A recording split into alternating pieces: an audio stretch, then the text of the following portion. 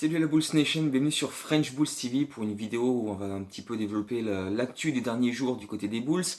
Alors c'est pas aussi animé qu'à Dallas par exemple, hein. On n'a pas de GM qui se barre, pas de coach qui se barre, non ça c'était là où on était l'an dernier nous.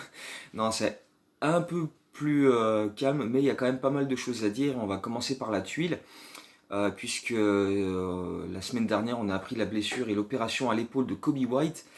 Euh, donc en fait, apparemment, il se serait blessé selon les Bulls, en faisant des activités basket hors équipe. Donc probablement qu'il jouait de son côté et puis il s'est blessé. Et en fait, il s'est fait une espèce de petite déchirure là, juste là à ce niveau-là. Et c'est une sorte de tissu qui relie cette partie-là et cette partie-là. Et donc en fait, c'est très compliqué de lever le bras quand c'est blessé. Donc du coup, il a dû subir une opération et absence estimée entre 4 et 6 mois pour lui. Donc c'est vraiment la tuile parce que bah, du coup, après une deuxième saison mitigée avec tout ce qu'on a évoqué tout au long de la saison, le changement de poste, etc.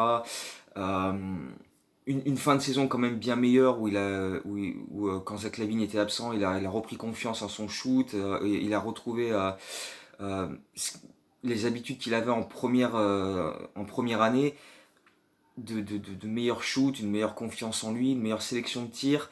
Euh, il est revenu à ce qu'il savait faire et c'était bien mieux de sa part. Et là, on se disait avec un été complet à pouvoir bosser, peut-être participer à la Summer League, ça pouvait, tu vois, continuer cette progression qu'on espère chez lui. Et puis, ben, du coup, ça représente un sacré coup d'arrêt pour lui. Euh, donc du coup, pas de Summer League pour lui. Il va louper le training camp parce qu'on a eu des dates aussi à ce niveau-là. Le training camp va débuter à la toute fin septembre, le 28. La saison régulière, alors c'est pas annoncé officiellement, mais il y a des rumeurs comme quoi ça devrait démarrer à la mi-octobre. Et donc, bah, on n'en sera pas encore là pour Kobe White. Donc, il devrait louper l'ensemble du training camp et le début de la saison régulière. Donc, ce qui est quand même un petit peu problématique pour lui et pour les Bulls. Donc, voilà, on va espérer qu'il se rétablisse du mieux possible, le plus vite possible voilà, que ça puisse le faire pour lui. Mais du coup, c'est une blessure aussi embêtante parce que bah, ça relance encore une fois, ça intensifie encore plus les milliers de rumeurs qu'on a à chaque fois sur le poste de meneur aux Bulls qu'il faut absolument combler. Euh, donc du coup, on a eu droit et on va encore avoir droit, comme à chaque fois, aux mêmes rumeurs, c'est-à-dire Lonzo Ball, depuis qu'il est en NBA, on nous annonce à chaque période de transfert qu'il va aller aux Bulls, donc peut-être qu'au bout d'un moment ça va se faire, on verra bien. Spencer Dinwiddie, depuis qu'on l'a coupé en 2016, à chaque fois, ouais, Spencer Dinwiddie aux Bulls, la rumeur, il pourrait revenir, machin. Donc voilà, on y a encore droit. D'ailleurs, il a annoncé lui-même aujourd'hui qu'il allait pas prendre son option pour l'année prochaine et qu'il allait donc devenir libre cet été et négocier un peu avec qui il avait envie. Donc ça va encore intensifier les rumeurs de Dinwiddie à Chicago. Donc à voir. Le truc c'est qu'il a loupé pas mal de temps ces dernières saisons avec pas mal de blessures à droite à gauche. Là cette année il a dû jouer je crois 4 ou 5 matchs. À voir ce que ça donne niveau santé où il en est parce que bon ça s'accumule quand même pas mal ces derniers temps. Donc à voir. S'il est vraiment revenu en bonne forme et tout, qu'on a la possibilité de juger de ça avant de lui signer un contrat, pourquoi pas. Ça peut être un joueur d'expérience, etc. Donc à voir. Et il y a un autre dossier qui est arrivé ces dernières semaines, parce que on le sait, Arthur Askarnichovas prospecte beaucoup en Europe, enfin en tout cas a mis des scouts en Europe et se penche énormément sur ce secteur-là. Et donc il y a la piste de Vasilij Micic, qui est le meneur de l'Anadolu Efes en Turquie, qui a remporté l'Euroleague. Et il a été élu MVP du Final Four en Euroleague, donc le meneur de Serbe de 27 ans a fait grosse impression cette saison. Karnichova, c'est évidemment sur le dossier. Euh, à voir. Alors, évidemment, comme tout le monde, dès que le nom est apparu, j'ai cherché quelques highlights à droite à gauche, mais c'est toujours pareil. Pour se faire un avis, c'est quand même mieux de regarder des matchs complets. Donc, je ferai ça au moment où il vient, si jamais il vient. Le truc, c'est que pour l'instant, c'est OKC qui a les droits sur lui parce que ils ont récupéré ça lors d'un des 50 000 trades pour récupérer des pics qu'ils ont fait ces dernières années. Donc c'est OKC pour l'instant qui a les droits sur ce joueur. Donc en gros, il faut négocier avec OKC, peut-être monter un trade pour récupérer ses droits euh, et voir si lui est intéressé pour venir en NBA, ce qui n'est pas sûr non plus. Donc à voir. C'est un dossier encore en plus qu'on qu'on a en suspens, entre guillemets. On va voir un petit peu comment ça se déroule prochainement. Puisqu'on est sur l'Europe, on va rester sur Simonovic qui a disputé les finales de la Super League serbe avec son club du Mega Soccerbet. Finale perdue 2-1 face à l'Étoile Rouge de Belgrade, malgré un énorme match où il a mis 19 points et 20 rebonds, donc 10 offensifs quand même, dans le match 2 pour aider son club à égaliser à 1-1 et obtenir un match 3. Après, bon, bah, ils l'ont perdu et il a été moins performant sur ce match-là. Mais voilà, on continue de regarder un petit peu ce que fait Simonovic et voir si, encore une fois, un peu comme Misic, s'il viendra cet été, s'il viendra plus tard. Encore une fois, c'est un dossier en suspens, ça dépendra de pas mal de choses. Pour l'instant, c'est pas un dossier prioritaire, donc voilà, c'est pour ça que ça met un peu de temps. Les dossiers prioritaires, bah, il y a Zach Lavigne, il y a Teddy Chiang et Satoransky qui ont des contrats partiellement garantis, donc il y a une deadline à respecter, voir s'ils sont inclus dans un trade, etc. Donc voilà, il y a d'autres options prioritaires avant de voir ce qu'on fait de Simonovic ou voir éventuellement de Micic pour la main. Donc voilà, on verra bien comment ça se déroule pour ces joueurs-là. Euh, pour ce qui est des Bulls qui sont actuellement dans l'équipe, on peut quand même signaler que Patrick Williams a été élu dans le deuxième meilleur 5 des rookies. Après, quand même une campagne très très intéressante de sa part. Hein. Il a joué 71 matchs, 28 minutes par match quand même pour un rookie de 19 ans qui est le deuxième plus jeune joueur de la ligue.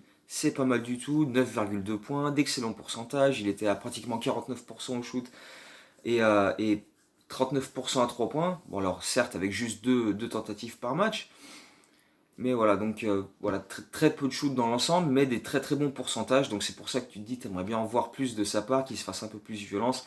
Comme on l'a dit toute la saison, go crazy Pat, mais voilà, il y a quand même une base très très intéressante, donc c'est très plaisant de sa part. Et ce qui a été très très fun à observer, c'est qu'on l'a vu avec Billy Donovan dans un des matchs des Bucks contre les Nets à Milwaukee. Je ne sais plus si c'était le match 3 ou 4 à Milwaukee.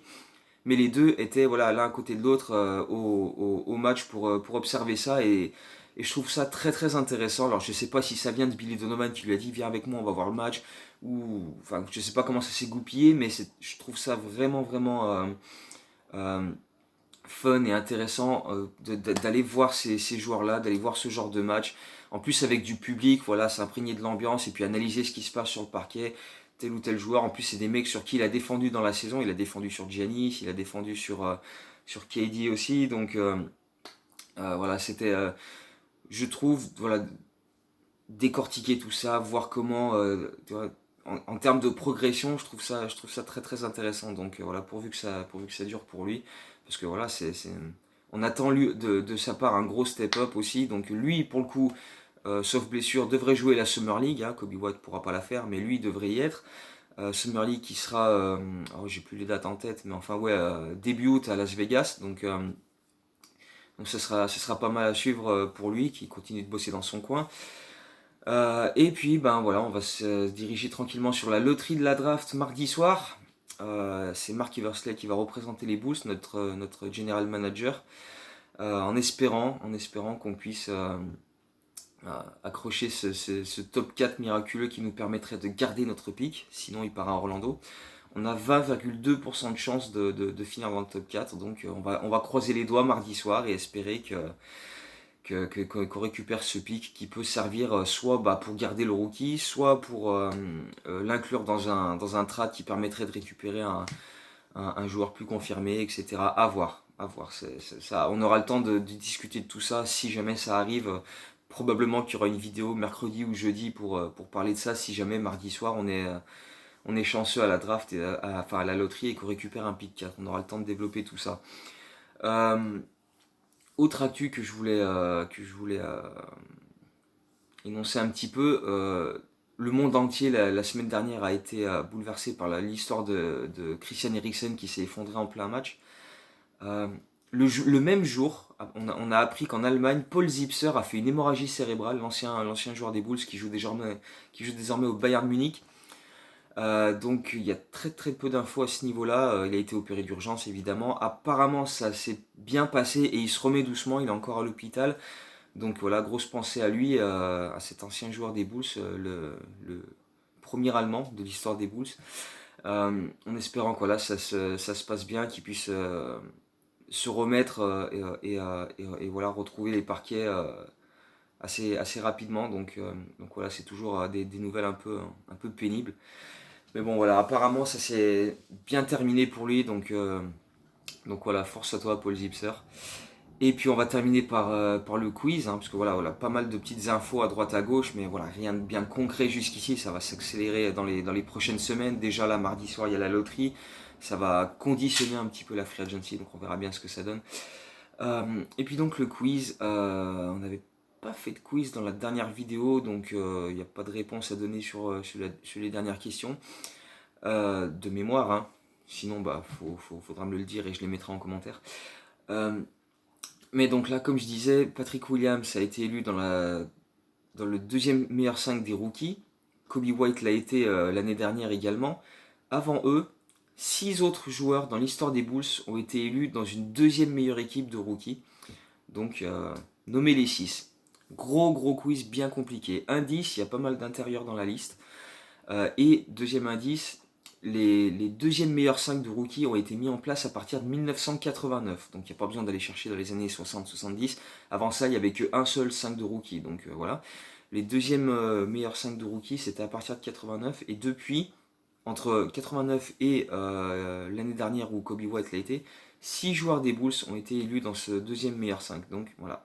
Donnez-moi cette liste, mais c'est vrai que c'est ardu. Donc voilà. Mais comme je disais, pas mal d'intérieurs. Et il n'y en a pas eu trop récemment. Donc c'est plus entre 89 quand ça a été mis en place et milieu des années 2000, on va dire. J'ai déjà donné pas mal d'indices. Donc voilà, je vous laisserai vous démerder avec la suite. Mais voilà, les grosses infos. Donc oui, Kobe White qui va passer son été à faire de la rééducation. Et ça, c'est un souci. Les dossiers à la main. Patrick Williams, la loterie qui arrive. Et puis voilà, Paul Zipser. Donc voilà, on se retrouve très prochainement parce que ça devrait s'accélérer après la loterie si jamais en plus on récupère un pic dans les 4 premiers. Donc voilà, on se retrouve très bientôt et puis voilà, d'ici là, continuez de bien vous porter. Il y a du basket tout le temps, il y a les playoffs, il y a la saison WNBA, il y a l'Euro féminin de basket. Enfin bref, il y a vraiment du basket partout, tous les jours, tout le temps. Donc vous pouvez pas être sevré, ça peut pas vous manquer. Donc voilà, continuez à regarder du basket, à suivre ça et puis on se retrouve très bientôt. Ciao, go Bulls.